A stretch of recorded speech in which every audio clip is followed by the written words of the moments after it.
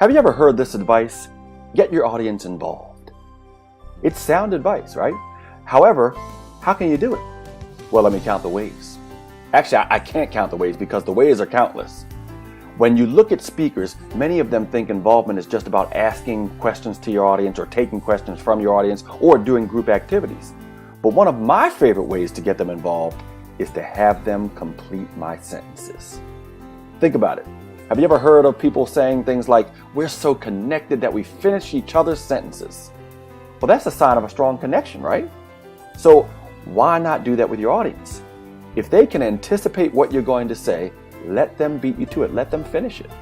For example, take a look at this 10-second clip, which is all the time I need to get them to finish one of my sentences. And I just met this audience. Now, you see, that might be a surprise to you, but it happens to me all the time. Because think about this. I'm the world champion of public speaking. Being the world champion is a blessing and a...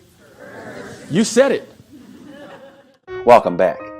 If it's a known saying like that, let them finish it. However, if you've been building your speech the right way, by using callbacks to review your points, by the time you finish your speech, you should have a choir of people ready to verbalize your message. For example, take a look at me and my audience wrapping up my 4 R's to remarkable results message. So you face reality with whatever measurement scale you use. Work with me here. You master what you measure. What gets recorded gets rewarded. Face reality. Relinquish what's in the way. You're either on the way or you're in the way. Rely on the people, the sheen factor. Make people feel important. When you make people feel visible, they make you valuable. And you reform to a better way. Is it by changing all at once? No. It's by changing small and changing often. Changing small and changing often. So let's wrap things up because you definitely got the message. Welcome back. You can do the same thing within one of your points. For example, when I talk about never selling a product but always selling the result, by the time I mention that phrase a few times, never sell a product, always sell the result, they should be ready to complete it. Now, I have to tell you this. I gave 4 speeches in Japan during my first trip there. One was to Meiji University, to some wonderful students. Another one was to kick off World Class Speaking Japan, which was started by one of our World Class Speaking certified coaches, Will Reed. And 2 were to Toastmasters.